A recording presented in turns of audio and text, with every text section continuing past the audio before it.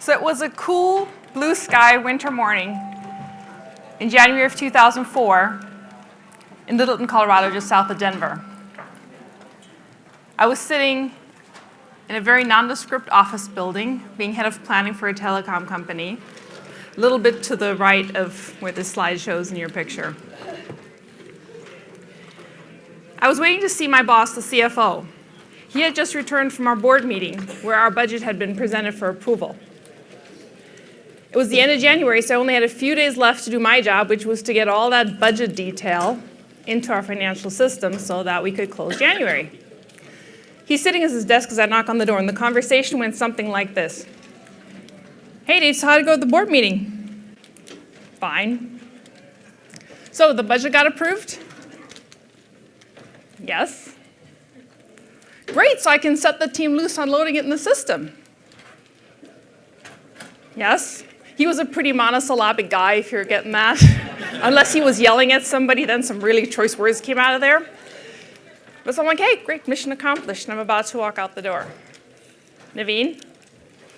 He's picked up this tome of a budget book that we create about the size of a New York phone book when those still existed. Because this is worthless. Okay? This tells me nothing about what we need to be able to do to manage our business. These numbers are all made up, we all know that. It doesn't tell us about the risks or the opportunities or how we should respond to whatever is going to come at us out there. And he takes this book that I had spent the last 6 months of my life creating and chucks it in the trash can, right there. And he turns to me and he says, Naveen, find a better way. Those words started us on a journey of an incredible transformation that originated in finance, which is not usually the place where transformation starts. Because finance is about two things: inward looking and institutionalization. And that sometimes applies to the people working in finance.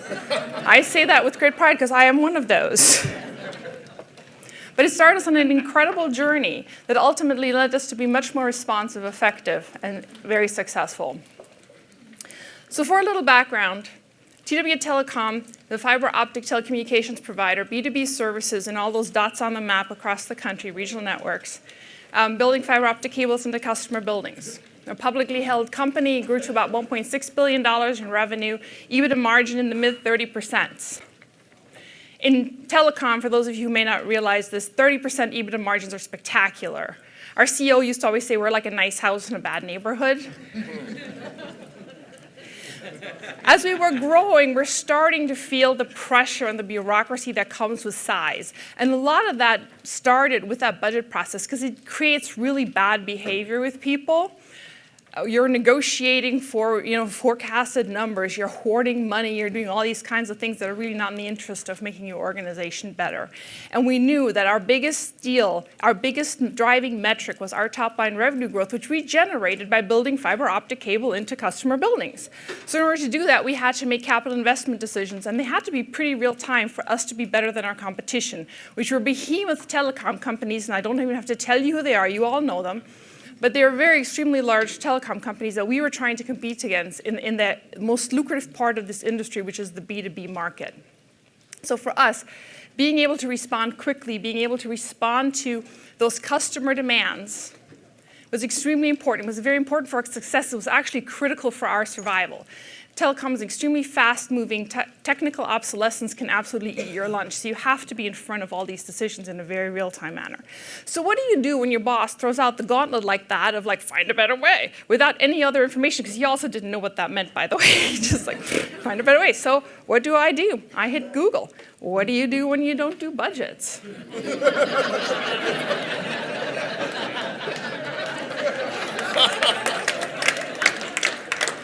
Google gave me this lead. That book had just been published the year prior in 2003 by Jeremy Hope and Robin Fraser. And they had gone around and they had talked to some really innovative companies about their planning processes and their management systems. And I read this book and I'm like, yeah, that's pretty cool, interesting. That will never work for us. Because we had a culture. We had a certain way that we did business. We had a certain way our 3,000 people communicated and acted. And so from this book, which has some really good ideas and some really great case studies in it, I distilled down a white paper that I gave to my boss and said, hey, what do you think of this idea? My main idea, my central part of my theme, me being a finance geek, was, hey, let's go do rolling forecasts instead of budgets. How about that? He took the paper and he noodled on it for a weekend, and he's like, let's chat a little bit. And so we kicked it back and forth a bit and ultimately went to the executive team and the board, and they said, yeah, sounds good, let's do it. Of course, they were all scarred from our last budget process, because that's what we in finance do to people, we scar them. And so they were all about, yeah, budget's no more, budget's cool, let's go with it. Figure out how to do this. So hey, I set my team loose on the stuff that we in finance do best, tactical things. Draw me some process maps, get me some spreadsheets with rolling forecasts going, build me some training decks, I can do all this. And we kept referring back to this book as sort of to make sure we're kind of staying on message and staying on topic. And with that came the realization, like, what we're doing isn't kind of like a finance thing, this is kind of like a culture thing. It's like a big cultural change that I'm suggesting here. And change was a very scary word for our company. We were terrible at change, we sucked at it. So much so that I had been asked to be on a task force to do a post-mortem on our last major IT implementation, which was a massive failure, fell on its face because we didn't know how to do change management. And so we had recommended to our executives, hey, why don't you bring somebody in-house so we can make change a thing of a part of our DNA. We can be good at institutionalizing it and really getting people to embrace that. So we had just hired this brand new director of change, Tad. So I call up Tad, hey, come on, I'm doing this really big and cool, important thing, and I could really use your help because I'm not totally sure how I bring 150 functional leads of all different disciplines across the company into this process with me, because I have to enroll them in my initiative, except at the time the word enroll wasn't in my vocabulary. Finance dictates stuff at people, we don't enroll. We just tell you what boxes to check on those spreadsheets. So Tad taught me about burning platforms. And a good friend who works in oil and gas told me it's a really tacky thing to show a burning platform, so you'll just have to use your imagination. But Tad really helped us change our communication style. Our style, how we looked at our stakeholders, the fact that we even realized we had stakeholders. How do you communicate with them? When do you communicate with them? How do you bring this whole thing together in a way that makes sense for people? We learned about things like change readiness assessment. Let me tell you something, that's not something finance people have in their vocabulary. They don't know nothing about that. But my team significantly changed, and they started becoming visible in the field. We actually took them out to the regions to start having these conversations around what was going to happen. The other part that I realized as part of this was that this isn't just a finance thing. So I went back to our executive team and said, hey, I really need you guys to lock arms on this with me. I need you to sponsor this. I need you to have a clear message that comes down from our executive team. And our CEO was like, hey, cool, yeah, sure, tell me. It's a different way we're going to manage the business. Okay, so they came up with this phrase, a fundamental change in how we manage and evaluate our business. And they locked arms around that, and they started communicating that. And lo and behold, we started seeing that come through in our change readiness assessment, which, by the way, if you've never done them, they're little surveys. They ask people if what they're hearing is what you're saying. So a really powerful tool once you figured out how to use it. So we were out there, we were training people, this is all happening in the span of about a year, by the way. We're still in 2004. We realized that when we were pulling the budget out of organization, it was sort of like unraveling a sweater. A whole bunch of stuff came with it. First and foremost, our rewards and incentives programs, which were all tied to meeting that budget, which we had just gotten rid of. So as we pulled the budget out of this whole thing and we started to realize what all we were impacting in terms of different processes, we started to have to come up with answers for all these questions. Well, now how's an approval going to work? How do I hire somebody? How do I get capital assigned to my market? How do I do all these things? And so it became a constant iterative process of answering questions and figuring out from all different people around the room that I was talking to, like, what were their pain points, what were they struggling with. The biggest thing we realized is we were on autopilot. As long as the budget was there, the vast majority of decisions that had to get made were made with one question and one question only, which is it in the budget? If it's in the budget, you have to do it, even if it's no longer important, relevant, or necessary at that point in time. If it's not in the budget, the decision is just as easy. I don't have to talk to you about this. It's not in my budget, therefore I shall not go there. So now we're like, okay, so what question do we ask instead since we took away the budget? And who's going to ask the question? Well, in our old world, me, head of finance, would have been asking the question, what are you spending your money on? Well, we decided that wasn't where we wanted to go. We wanted to go with with creating speed in our organization. We wanted people to be responsive to the customers. So we wanted to push those decisions out to the front line. So we're like, empowerment, yay! Everybody's always wanted that, right? Every feedback you've ever seen is like, I want to be empowered. Until you realize it comes with accountability. And that was really scary for people. Yeah, they wanted to be in charge of those decisions, but when suddenly the rubber met the road right there, it's like, well, what about repercussions? How do I know you people in finance, who, by the way, we don't trust, aren't going to hold this against us 6 months from now? Right? We also realized they really weren't good at making financial decisions because the question up until now had been pretty binary. So we started having very explicit conversations. Hey, just because you're empowered doesn't mean you have to do this in a vacuum. You can go, if you have an idea and you're not totally sure if this is the right decision, go talk to your peer group. Go talk to your boss. Just saying. Ask your team. Your team is full of great ideas. Oh, by the way, you can call me in finance too. Because we will help you. If you have to model something, if you have to figure out the financial repercussions, the outcomes, we'll be happy to help you model that. We changed the dynamics of how decisions were being made in the company. And as part of that, we made a brilliant move that we didn't realize at the time how brilliant it was. We embedded about half my finance team on the front line. And the reason that was brilliant, because it did a couple of very important things. First of all, it moved the entire decision process with them out to the front line to where our sales and operations people met our customers, where our business was really thriving. By having them out there, they were able to facilitate those real-time decisions. And on top of that, they were learning like crazy. They started to really understand what it meant to be in the shoes of a salesperson or in the shoes of an operations person. So they were starting to see problems through a different lens. They were starting to see where processes were broken and where they were bottlenecked.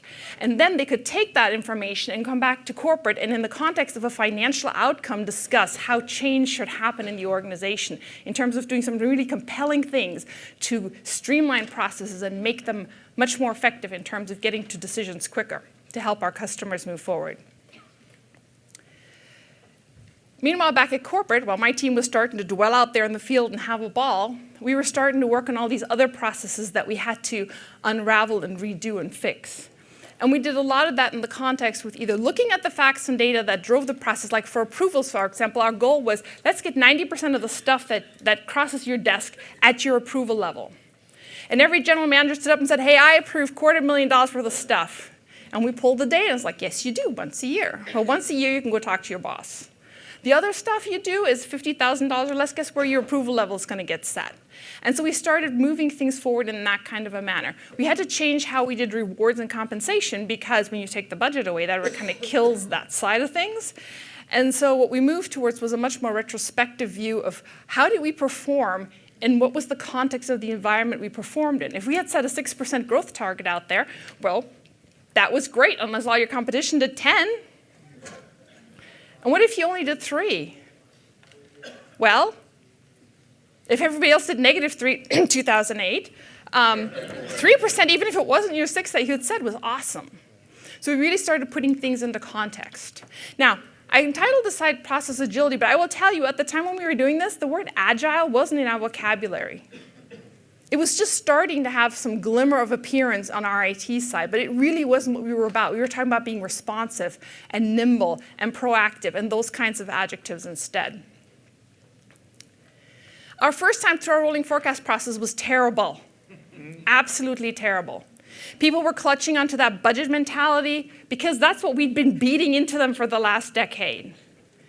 So it took a long time to kind of get past that, but what we started to figure out was that yeah, it's not going to be perfect. Expect that. Acknowledge that there's bugs and problems and issues and questions that haven't been answered, and learn from those, adjust, and do it again. But by doing it every 90 days and not just once a year, we really started to learn and build momentum around this process. So we've been working like killer hours all summer long trying to get this thing up and off the ground. And about November timeframe, we had just run our first forecast cycle, and it was awful. And we got through it, and we were regrouping, and I decided I was going to take a week off, first time all year, because my dad decided he was going to celebrate his 65th birthday in Germany, which is where he had gone to college, and all his friends were. And so we're like, okay, fine. I take my 2 little girls, and off we are in Germany for a week, and I'm checking my email one morning because, yes, I'm a control freak. And there's a note from our CEO, and she always wrote these really cool emails. And I was like, yeah, okay. By the way, your CFO has resigned. So here I am, 5,000 miles away from my super cool transformation project that's sitting in Denver. I had leaned way out as a finance person. I mean, I'm like hanging out over the edge because not only had I gotten rid of budgets and absorbed all these processes, and the guy who was holding my safety line had just left the building. So I returned to Colorado at the end of the week to find that I now had 2 bosses because they had appointed co-CFOs in the interim. So they were trying to figure out which one of them is going to be CFO. And by the way, they had told me they hadn't precluded yet that I was going to possibly have somebody from the outside come in and take over that job. Awesome. But you know what? It was late November. It was much too late to start up a budget process, so they just kind of let me be. And so we moved on from where we were and just continued on with our forecast process and kept learning from it. And what we noticed was that as change was happening, as we decided to kill off those sacred animals like the budget, more change was happening all over the organization. Our IT department was becoming agile, which aligned beautifully with our new funding processes because they were on quarterly cycles. And we learned about doing things like funding teams instead of funding projects. Very cool things were happening all over the organization. And just change kept leading to another. The tone of everything was changing. It was collaborative. Silos were coming down. We were no longer stuck in that place of just trying to deal with bureaucracy all the time. And my finance team transformed. They went from being called things like bean counters and revenue prevention to becoming really valued business partners in the organization. They were present, they were innovating, they were having a ball. So much so that finance became a destination department where people wanted to build their careers. You just don't hear about that ever anywhere. And we learned to get really good at aligning our strategic objectives with our operating plan, which was what the tactical support was happening for all those initiatives, with which we started calling our financial capacity, and a very elegant process to constantly keep those things checked and balanced to make sure that we're making progress. This is ultimately what translated into our new document that we would give the board every year. It was a 20-pager instead of that giant phone book thing, and our board really loved it because it talked about how we're going to support all our strategic initiatives. So here are some things that I learned as part of this massive transformation project. Transformation is a culture thing. If you're doing any kind of transformation of size, it is a culture thing, and it's hard. And you need to include those stakeholders all around you and think broadly about who your stakeholders are, because it usually goes beyond the people just sitting on either side of your walls. There are vendors, customers, shareholders, communities. There are all kinds of shareholders that stakeholders that might be included in that conversation. And finance can be one of those if you start thinking about communicating with them at a different level. My team certainly stepped up to that in terms of becoming a valued business partner. If you're going down a path of empowerment, remember that's scary for people, so make sure you have a support system in place when you start to empower people, because while they say they want that, they only want it till they actually get it. And I'm standing here in front of you as a converted finance person. You need change management. I don't care what flavor it is. I don't care if you're ascribed to Heath or Cotter or ProSci or homegrown something or other, whatever it is. We have the TAD method. As long as it's something structured that helps you get through that enrollment process, that's what's really important about it. If you're doing something like this, you need to go at 80%. If you wait to make it 100% perfect, you're never going to go. It's way too scary. Lay out that vision, figure out those couple steps, and move forward. And expect to fail and adjust and repeat and go quickly. And you have to have a sense of humor about this, because this stuff is so hard, it's going to make you cry if you don't laugh about it. And the more fun it is, the more likely people are willing to enroll in that process with you. So getting back to my theme, there is an I in agility. Actually, I would say there's 2 I's. For me, it was innovation, because we had to break some things to make new things happen that work better. And it was inclusion. It was about bringing all those shareholders together, stakeholders together, to be part of this conversation and engage at a much different level. I will never claim that the success of TW Telecom was because I went down this path of getting rid of the budget. But in the 10 years we operated without budgets, from 2004 to 2014, our company delivered 40 consecutive quarters of top-line revenue growth.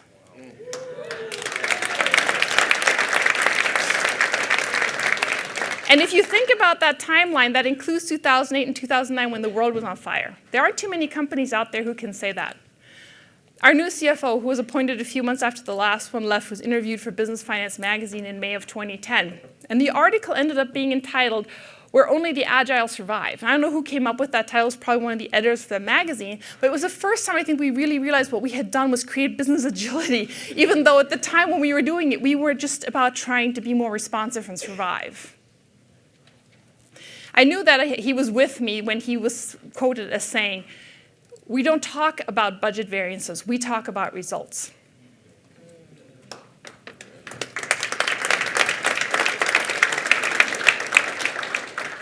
Unfortunately, our Cinderella story came to an end on Halloween 2014 when Level 3, another huge communications company, acquired us. Most of our management team chose not to continue on with the combined companies, and so unfortunately a lot of our really cool processes and a lot of the success we saw got swallowed up in this acquisition. And as telecom goes, 3 years later to the day, CenturyLink Communications acquired Level 3. So all of this is now in the bowels of some massive telecom company and unfortunately no longer being taken care of. But I will tell you, it was probably the proudest 10 years of my life in terms of some of the things we accomplished. Thank you all for letting me share my story.